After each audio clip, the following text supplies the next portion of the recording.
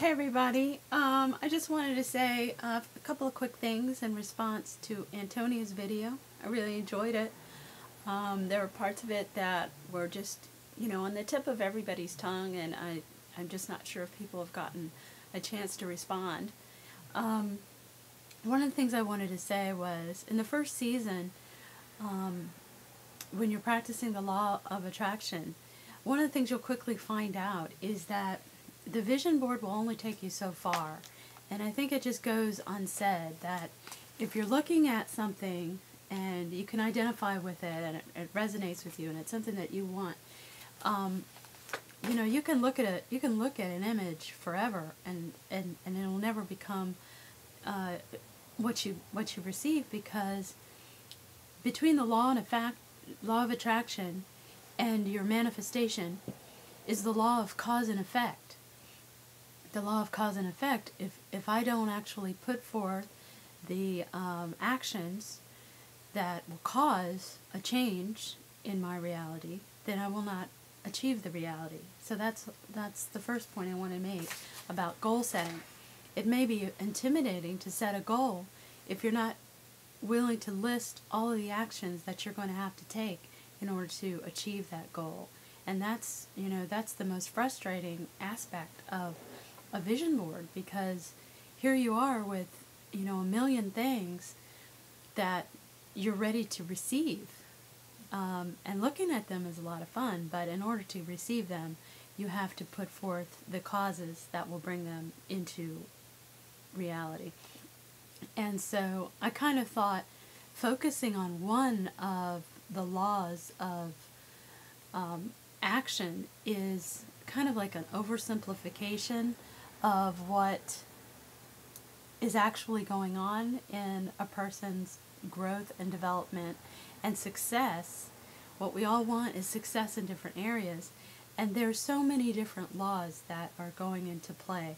So I recommend you try to look into some of the other laws that are going on at the same time that you set your intentions, so that you can have a greater success in achieving them. And this little book, Deepak Chopra, it covers 7 spiritual laws that might be useful in manifesting some of your goals, if you so choose to set them.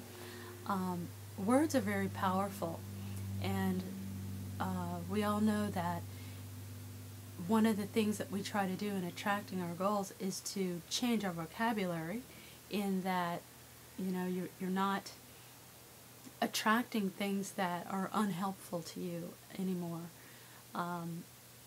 Moving in the direction of your life and success, you have to be completely aligned with it, completely connected to it. And that was one of the good things that the movie The Secret brought out, was how you can actually become, by believing in your intention, you can become more aligned with it by changing your thoughts and your vocabulary. Wonderful. If that's what you're able to add to your life, that's wonderful, and that can actually bring a lot of good things out. And we all know that there are hundreds of different ways to get your goals achieved. Lots of different ways. They're unlimited. And one way is never a complete substitution for another way. I mean, if I take myself to the gym every day and I lose weight and I'm in shape, then why should I substitute that method for another method that someone else tells me to substitute? If it works for you, continue to do that method. And I think that's where some of the confusion with Oprah's book club, A New Earth, came in, is that no, this isn't a substitution for God. This isn't a substitution for your belief system in a higher power. There are 1,000 ways to open up your consciousness, to open up your ability to see the true God substance in everything around you, that we are all connected to God. And by meditation, You can go into the gap of unlimited possibilities. That another word for that could be prayer.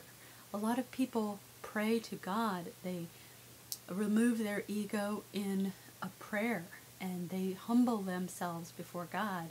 And none of those ways are wrong. They are all options. And I think that one of the things that gets lost in the Oprah Book Club is that this is an option for people who would like to try a different way of reaching God. We're all here to connect to higher source. The whole concept was how to reach the stillness, the universal stillness and substance, which ultimately is God, however you want to see it. And interestingly enough, the attacks on the book and the attacks on the teachings are projections of fear that the ego is completely happy with. There will never be an end to it because it's an ego projection that attacks anything. Based on the truth of all, the universal truth of the Bible, of other spiritual truths and beliefs, it's interesting that the Christianity belief system is the most prepared and ready to attack anything that is unlike itself. And that is one of the points that's brought out in the book. And if people could see that these attacks are technically not a Christian, they're not, did Jesus ever attack anyone? They're not even a Christian behavior. So to attack something is to really forget the Christianity in the first place. So it's kind of interesting how this is all played out. And in my opinion, a new earth is not a substitution for faith. It's not a substitution for the God that is the true God that people believe in, that I believe in, the God that is the creator and the source of all things. It's an aid. It's a supplement that can help remove some of the things that get in the way of making the true connections to God and the source of all things. So with that, I just want to thank you for making your video and bringing some really good points up, and I wish you the best and more happiness.